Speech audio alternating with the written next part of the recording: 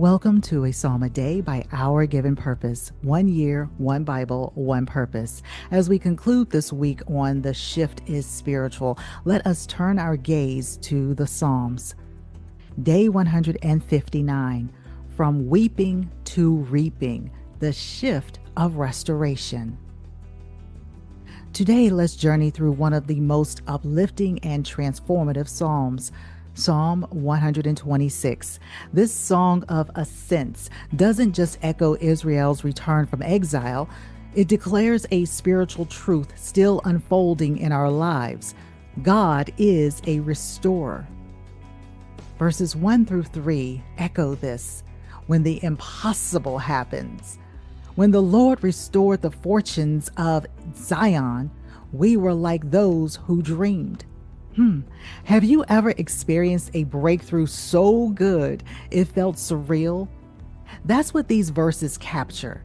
Israel's long-awaited return from exile wasn't just a historical moment, it was a divine reversal. Suddenly, what was barren bloomed. What was silent sang. Their mouths were filled with laughter, their tongues with joy, and the testimony was undeniable. The Lord has done great things for them, and we are filled with joy. When God restores, He does it in such a way that the nations take notice. This is dreamlike joy, and it's part of your story too. Verses 4 through 6, the tears that grow something. Those who sow in tears will reap with songs of joy. Here comes the shift from remembering restoration to praying for it again. The psalmist acknowledges the desert and yet declares the streams.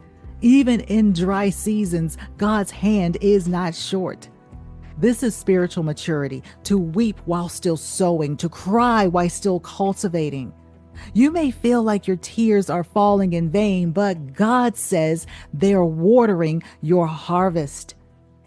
Those who go out weeping, carry seed to sow, will return with songs of joy, carrying sheaves with them. We don't just wait for restoration. We participate in it, even through pain. The tears you've cried are not wasted. They are divine investments in joy. The dream is still alive. Psalm 126 reminds us that spiritual joy isn't a surface smile. It's a soul deep knowing that God will finish what He started. Whether you're still in the weeping season or you're just stepping into restoration, God is moving.